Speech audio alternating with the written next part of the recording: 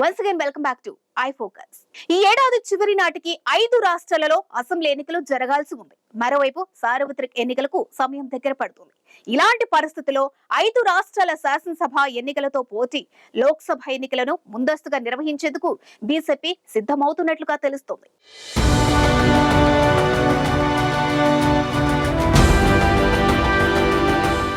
కేంద్రంలోని బీజేపీ ముందస్తు ఎన్నికలకు సిద్ధం అవుతుందని మమతా బెనర్జీ, నితీష్ కుమార్ వంటి కీలక నేతలు చేసిన వ్యాఖ్యలు ఇప్పుడు చర్చనీయాంశంగా మారాయి. ఇంతకు వీరి వ్యాఖ్యలో నిజమెంత? కేంద్రం ఇప్పటికే ముందస్తు దిశగా సన్నాహాలు ముమ్మరం చేస్తుందా?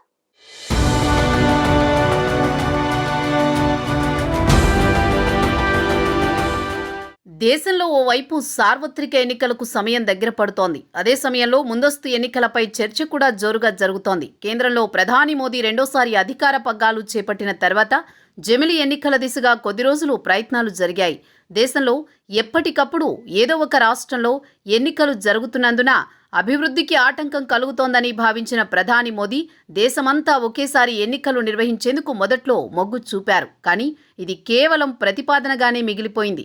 కారణాలు తెలియవు, కానీ కొన్నేళ్లుగా జమిలి ఎన్నికల దిశగా ఎలాంటి అడుగులు పడలేదు. అయితే మరో 7-8 నెలల్లో సార్వత్రిక ఎన్నికలు జరగనుండడం, త్వరలో 5 రాష్ట్రాలకు ఎన్నికలు జరిగే అవకాశం ఉండడంతో కేంద్రంలో మళ్లీ ముందస్తు ఎన్నికల ప్రస్తావన వస్తోంది.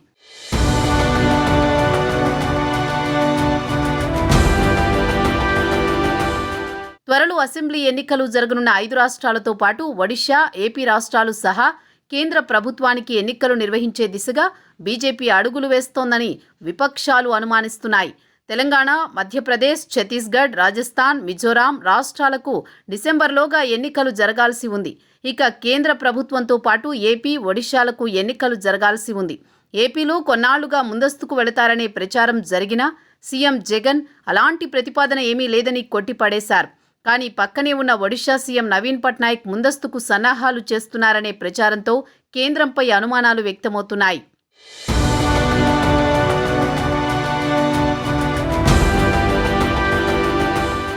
ఒడిషా సీఎం నవీన్ పట్నాయక్ జాతీయ రాజకీయాలపై తటస్థంగా వ్యవహరిస్తున్నారు. కానీ అవసరమైనప్పుడు బీజేపీకి అండగా నిలుస్తుంటారు.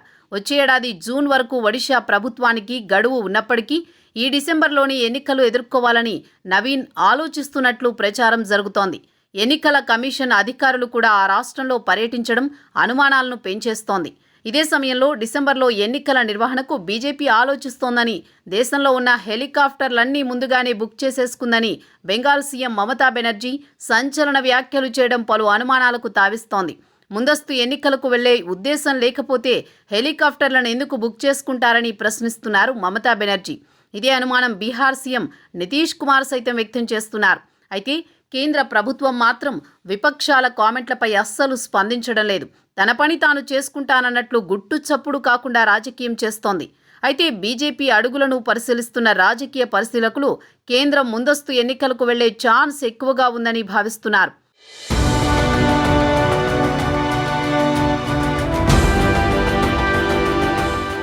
ప్రధాని మోదీ నాయకత్వంలో బీజేపీ ప్రభుత్వం ఏర్పాటై 9 ఏళ్లు పూర్తయ్యాయి. కర్ణాటక ఎన్నికల వరకు దేశంలో బీజేపీ బలంగా ఉందనే ప్రచారం జరిగింది. 2014 నుంచి కర్ణాటక ఎన్నికల ముందు వరకు వరుసగా ఒక్కో రాష్ట్రాన్ని గెలుస్తూ వచ్చిన బీజేపీకి కర్ణాటకలో మాత్రం షాక్ తగిలింది. ఆ తర్వాత దేశవ్యాప్తంగా అనూహ్యంగా పుంజుకుంది కాంగ్రెస్. కర్ణాటక జోష్తో తెలంగాణలో ఢీలా పడిపోయిందనుకున్న కాంగ్రెస్ కాస్త ప్రధాన పోటీదారుగా ఆవిర్భవించగా అప్పటి వరకు జోరు చూపించిన బీజేపీ డీలా పడిపోయింది. అంతేకాకుండా జోడో యాత్ర ద్వారా ప్రజల్లోకి వెళ్లిన రాహుల్ గాంధీ కూడా దేశ రాజకీయాల్లో జోరు పెంచారు. మరికొన్నాళ్లు సమయం తీసుకుంటే రాహుల్ ఇమేజ్ మరింత పెరిగే అవకాశం ఉందని అనుమానిస్తోంది బీజేపీ. 2019లో మా ప్రధాని అభ్యర్థి మోదీ, మీ ప్రధాని ఎవరు అని కాంగ్రెస్ను ప్రశ్నించి ఓటు యుద్ధంలో దెబ్బతీసింది బీజేపీ. ఆ ఎన్నికలకు ముందు రాహుల్ కాంగ్రెస్ అధ్యక్ష పదవిని వదిలేసి అస్త్ర సన్యాసం చేశారు.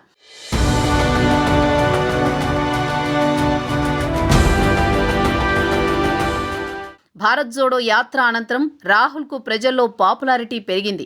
దీంతో ప్రస్తుతం తనే సైనికుడిగా యుద్ధక్షేత్రంలో తలపడే ప్రయత్నం చేస్తున్నారు. ఈ పరిస్థితుల్లో నిర్దేశిత సమయం ప్రకారం ఎన్నికలు జరిగితే కాంగ్రెస్ నుంచి సవాల్ ఎదురయ్యే అవకాశం ఉందని అనుమానిస్తోంది బీజేపీ. అందుకే డిసెంబర్లోని ఎన్నికలకు వెళితే రాహుల్ను కాంగ్రెస్ పార్టీని దెబ్బతీయొచ్చని భావిస్తోంది. ఇదే సమయంలో కర్ణాటక ఎన్నికల తర్వాత ఏకమవుతున్న ప్రతిపక్షాలను మరింత సమయం ఇవ్వకూడదని భావిస్తోంది. ప్రస్తుతం ప్రతిపక్ష ఇండియా కూటమికి ఇంతవరకు కన్వీనర్ లేరు. ప్రధాని అభ్యర్థి ఎవరో కూడా చెప్పలేదు. ముంబైలో జరుగుతున్న 3వ సమావేశంలో కన్వీనర్ను ఎన్నుకునే అవకాశాలైతే ఉన్నాయి. అయితే తలలు పండిన రాజకీయ నాయకులు లేకపోవడం వల్లే ఈ కూటమి కార్యాచరణను వేగవంతం చేయలేకపోతుందనే అభిప్రాయాలు సైతం వ్యక్తమవుతున్నాయి.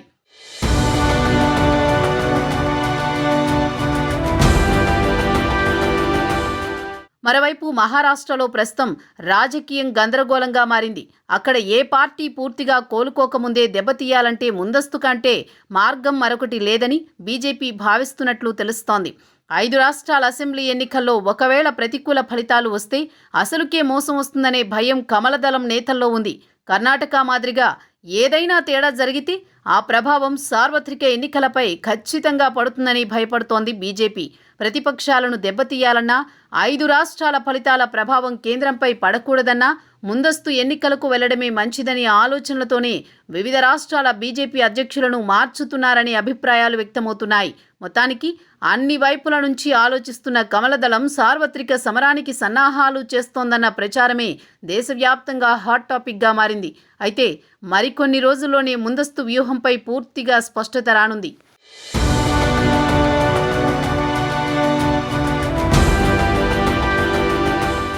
కేంద్రంలో అధికారంలో ఉన్న బీజేపీ త్వరలో జరగనున్న 5 రాష్ట్రాల అసెంబ్లీ ఎన్నికలతో పాటు లోక్సభ ఎన్నికలు నిర్వహించేందుకు సిద్ధమవుతుందని విపక్ష నేతలు భావిస్తున్నారు. అయితే బీజేపీ మాత్రం దీనిపై స్పందించకుండా తన పని తాను సైలెంట్ గా చేసుకుంటూ వెళుతుంది. మరికొన్ని రోజుల్లోనే ముందస్తుపై క్లారిటీ వచ్చే అవకాశం కూడా ఉంది.